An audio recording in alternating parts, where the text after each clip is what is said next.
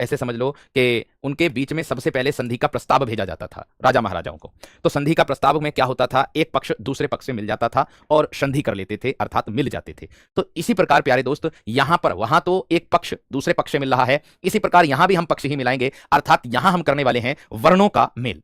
Point note करके चलना, अर्थात संधि का जो शाब्दिक अर्थ होता है मेरे दोस्त, ध्यान देना मेरी बात पर, संधि का शाब्दिक अर्थ मेल या फिर जोड़ होता है। क्या होता है? मेल या फिर जोड़ होता है संधि का। अगर इसका विलोम पूछ ले आपसे तो विलोम हमेशा ध्यान रखना विग्रह ही आप लोगों को लगाना है, आप कभी भी विच्छेद नहीं लगाओगे, केवल और केवल क्या लगाओगे? विग्रह ही लगाओगे। आवाज एकदम सही है, कोई दिक्कत नहीं है, माइक एकदम नया है, स्टूडियो भी बढ़िया भैया, सब कुछ ठीक है, यहां से कोई दिक्कत किसी प्रकार की नहीं है। हो सकता है आपके फोन में नेटवर्क की कोई इशू हो, एक बार फोन बंद करके दोबारा पुनः चला लीजिएगा। अब मैं बता रहा हूं संधि के प्रकार कितने होते हैं, संधि की प्रकार कितने होते हैं और संधि कौन कौन से मतलब संधि के भेद होते हैं। एक ये वाली बात आपको ध्यान रखनी है, ठीक है? तो ध्यान से समझ करके चलना। देखो संधि के जो प्रकार होते हैं भाई मेरे, 3 होते हैं बस। अब इन तीनों प्रकारों को बेहतरीन तरीके से समझना है। एक तो आता है आपका स्वर संधि, एक आता है व्यंजन संधि और एक आता है आप लोगों का दोस्तों विसर्ग संधि। एक क्या आता है? विसर्ग संधि। अगर मैं इन तीनों की परिभाषा की बात करूं आप लोगों से, सभी विद्यार्थी ध्यान देना मेरी बात पर। अगर मैं इन तीनों की देखो क्लास अगर अच्छी लग रही हो तो मेरे मनोबल जरूर बढ़ाना दोस्त, पूरी मेहनत से पूरे दिल से आप लोगों के साथ क्लास ले पढ़ाता हूं। ऐसा नहीं सोचता कि ये फ्री है या पेड है, बिल्कुल भी भेदभाव वाली बात बिल्कुल नहीं होती है। ये बात यहाँ RWA चैनल इसी बात पर जाना जाता है। अब अगर मैं स्वर की बात करता हूं मेरे दोस्त, तो स्वर में अगर मैं स्वर की परिभाषा की बात करूंगा तो स्वर की परिभाषा यही बनेगी कि जब दो स्वर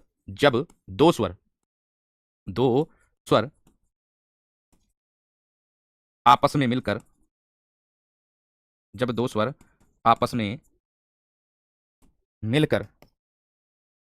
मिलकर स्वर में परिवर्तन करते हैं या स्वर में परिवर्तन होता है, स्वर में परिवर्तन हो, उसे ही कहते हैं स्वर संधि।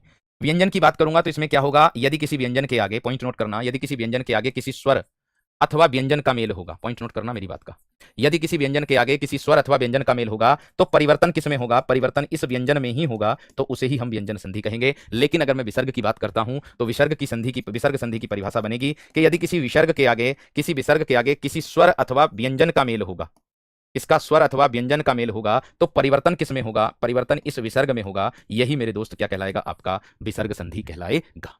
ठीक है, क्लियर? अब इन तीनों का एक एक उदाहरण मैं आप लोगों को देकर के बताता हूं, समझाता हूं। सबसे पहली बात आती है स्वर संधि की, तो मैं आप लोगों के सामने एक उदाहरण लिख रहा हूं, भानुधन उदय। भानुधन उदय है तो देखिएगा भानु में आया है ऊ, उसका मेल किससे हुआ है? ऊ से, बराबर में क्या बन जाएगा? बड़ा ऊ बन जाएगा। इस बड़े को आपको इधर लिखना है, अर्थात भानुधन उदय क्या हो जाएगा? भानुदय। यहां देखिए छोटा ऊ था, यहां छोटा ऊ था, उधर जाकर के बड़ा हो गया। किसमें परिवर्तन हुआ? स्वर में ही, आप देख रहे होंगे।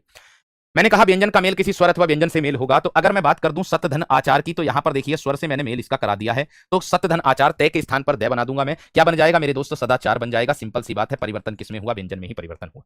परिवर्तन किसमें हुआ मेरे दोस्त? व्यंजन में ही परिवर्तन हुआ। अगर मैं मेरे दोस्त किसकी बात करता हूं, अगर मैं व्यंजन का मेल व्यंजन से कर दूं, तो आप देखो, अगर मैं व्यंजन का मेल व्यंजन से कर दूं तो जैसे मैंने कर दिया प्यारे दोस्त, सतधन जन कर दिया है, तो बराबर में मेरे दोस्त क्या बन जाएगा? सज्जन बन जाएगा। परिवर्तन व्यंजन में ही करना है, दोनों परिभाषा क्लियर। विसर्ग की अगर मैं बात करता हूं मेरे दोस्त, अगर मैं नी और धन करता हूं तो बराबर में मैं क्या कर दूंगा? निर्धन कर दूंगा। विसर्ग में परिवर्तन होगा विसर्ग संधि के अंतर्गत। और ऐसे ही प्यारे दोस्त अगर मैं मने धन अनुकूल करूंगा, क्या करूंगा? मने धन अनुकूल करूंगा, इसमें स्वर से मेल है तो परिवर्तन किसमें होगा? विसर्ग में। क्या होगा? मनो नु कूल हो जाएगा। परिवर्तन विसर्ग में ही हुआ है, उसे ही विसर्ग संधि कहते हैं। उम्मीद है तीनों पॉइंट एकदम बेहतरीन तरीके से क्लियर हो गए होंगे। दूसरी बात, अब इसकी परिभाषा क्या होती है ये तो हमने जान ली। इसकी परिभाषा क्या होती है भैया जी? अगर मैं संधि की बात करूं तो सीधे से शब्दों में आप जानते हो, दो वर्णों के मेल को संधि कहते हैं। क्या कहते हैं हम?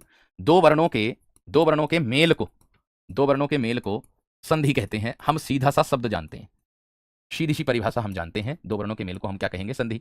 लेकिन अगर मैं बात करता हूं ये दो वर्णों का मेल होगा कैसे? समास इसका जस्ट उल्टा होता है। समास में दो सार्थक शब्द मिलकर के दो पद मिलकर के एक सार्थक शब्द का निर्माण करते हैं तो उसे समास बनता। लेकिन यहां पर दो वर्णों का मेल होता है, अर्थात आप ऐसे भी कह सकते हो कि जब दो वर्णों के सहयोग से किसी शब्द के निर्माण में, पॉइंट टू बी नोट करो मेरी बात का, मैंने कहा कि दो वर्णों के सहयोग से, अब मैं दो वर्णों का सहयोग प्यारे दोस्त मैं अगर कुछ कहूं तो वीर धन मेरे दोस्त मैंने कह दिया, अंगना अगर मैंने कह दिया, तो मैंने कहा कि दो वर्णों के सहयोग से किसी शब्द के निर्माण में, पॉइंट नोट करो मेरी बात का, मैंने कहा दो वर्ण, वीर में मैंने बताया ए आ जाएगा, मैंने कहा था व्यंजन हमेशा स्वर की सहायता लेकर के मिलता है मेरे शेर, व्यंजन हमेशा स्वर की सहायता लेकर के बोलता है। इस रे में मैंने ए यहां से लिखा है, इस रे से प्लस से पहला वाला वर्ण देखना है कौन से स्वर की सहायता लेकर के बोल रहा है, वही उसको चिपका देना, और प्लस से बाद वाला जो आया है उसको तो ऐसे ही यथावत लिख देना। तो प्यारे दोस्तों इसमें ए का मेल ऐसे हो रहा है, बराबर में मेरे दोस्तों मैं क्या कर दूंगा, आ कर दूंगा। तो वीर धन अंगना, अर्थात मैंने परिभाषा ऊपर क्या लिखी वीर, मैंने लिखी दो वर्णों के मेल को, यानी कि आप ऐसे कह सकते हो कि दो वर्णों के सहयोग से, इन दोनों वर्णों के सहयोग से इस पूरे शब्द के निर्माण में, इस पूरे शब्द के निर्माण में जो परिवर्तन होता है मेरे दोस्त, उसे ही क्या कहते हैं, उसे ही संधि कहते